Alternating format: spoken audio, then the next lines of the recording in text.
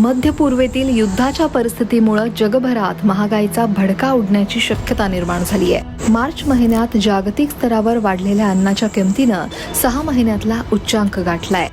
संयुक्त राष्ट्रांच्या अन्न आणि कृषी संघटनेनं याबाबत धोक्याचा इशारा दिलाय.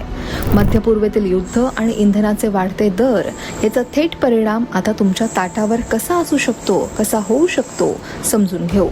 संयुक्त राष्ट्रांच्या अन्न आणि कृषी संघटनेनं शुक्रवारी एक महत्त्वाचा अहवाल प्रसिद्ध केला.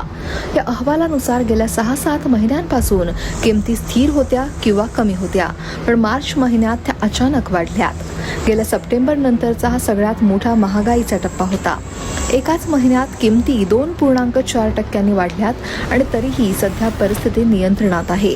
पण परिस्थिती खराब व्हायला आता खरी सुरुवात झाली आहे. सध्या सुरू असलेल्या युद्धांमुळे किमती सलग वाढत आहेत आणि त्यामुळे जर ही वाढ अशीच सुरू राहिली तर सर्वसामान्यांच्या खिशावरचा ताण वाढू शकतो.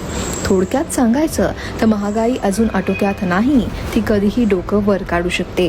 दुसरीकडे धान्याच्या किमती दर्शवणारा निर्देशांक फेब्रुवारीच्या तुलनेत मार्चमध्ये 1.5% वाढलाय. आंतरराष्ट्रीय स्तरावर गव्हाच्या किमतीत 4.3% वाढ झाली आहे.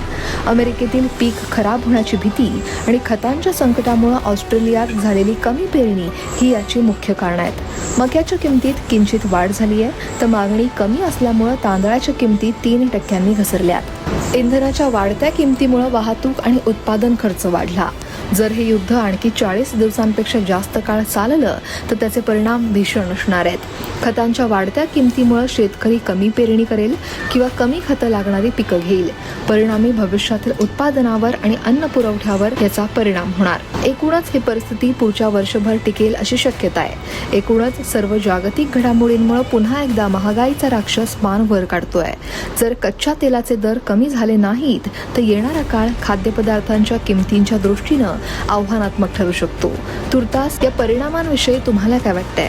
कमेंट नक्की करा आणि लोकमत सबस्क्राईब करायला विसरू नका.